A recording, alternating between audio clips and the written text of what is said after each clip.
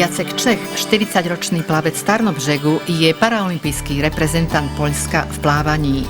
Po nešťastnom skoku do vody utrpel zlomeninu chrbtice. Voda je jeho celým životom. Je medailistom majstrovstiev Európy i sveta. Na olympiádu v Rio de Janeiro sa pripravuje v ústrednom stredisku športu v Zakopanom. Budú to jeho druhé paraolympijské hry. Dobrá, Jacek, ako prvšie V poriadku, Jacek. Ako prvú úlohu máš zaplávať 100 metrov, 50 metrov obojruč s dôrazom na to, čo sme analyzovali.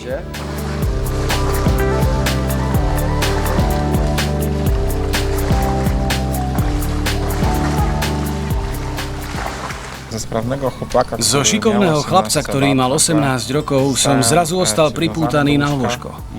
Jediné, čo som dokázal urobiť, bolo pozrieť sa na plafón, nič viac. Celkom som ochrnul. Bolo to strašné. Jeden deň chodíš, beháš, šplháš sa, jazdíš na bicykli, môžeš všetko. A na druhý deň sa tvoj život obráti na ruby. A druhého dňa tvoje życie wywraca się do góry nogami.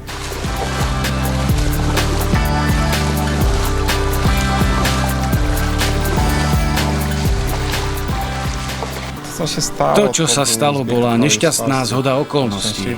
Skok hlavičkou. Poškodil som si chrbticu. Bola to nehoda. Nehody sa stávajú. Treba však znovu vstať. Podľa toho poznáš naozajstného víťaza.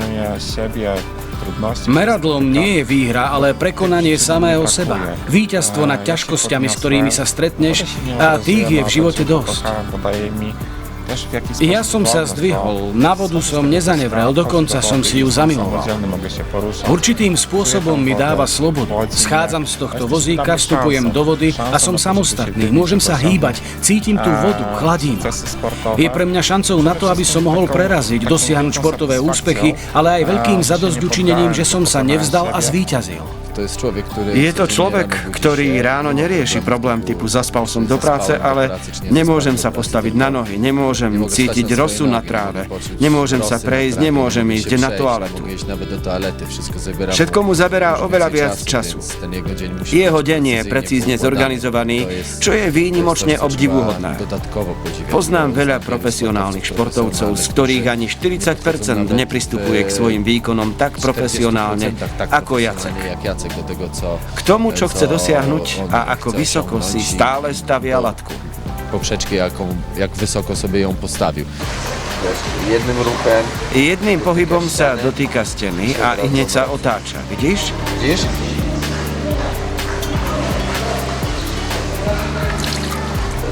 Raz, dva a tu sa otáča. Pozri, ako je otočená hlava? Smerom ku stene.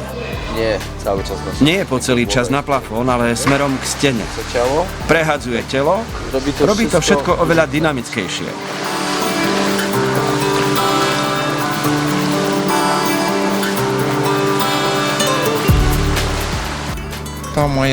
Sústredenie, ktoré je prvým po majstrovstvách Európy, má byť prípravou na paraolympijské hry v Riu.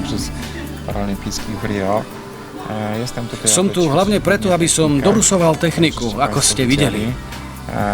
Sú to 2 tréningy denne. Trénujeme približne kilometr až 1200 metrov. Ale to je iba jedna etapa.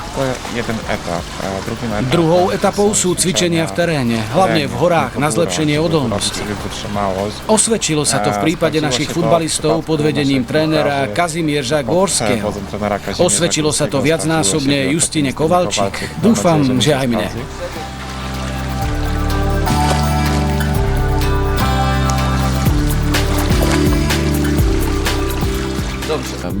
Mojou úlohou je pripraviť Jacka na to, aby tá medaila bola.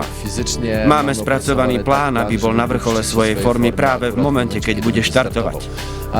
Do samotného štartu je treba ešte pár častí puzzle, ako napríklad psychická pohoda.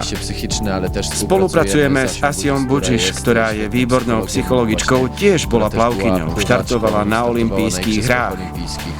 Máme spoluprácu s klinikou a terapeutmi, ktorí sú partnermi Poľského olympijského výboru. Je to množstvo ľudí, je to družstvo ako garáž Formuly 1 a on je našim pretekárom.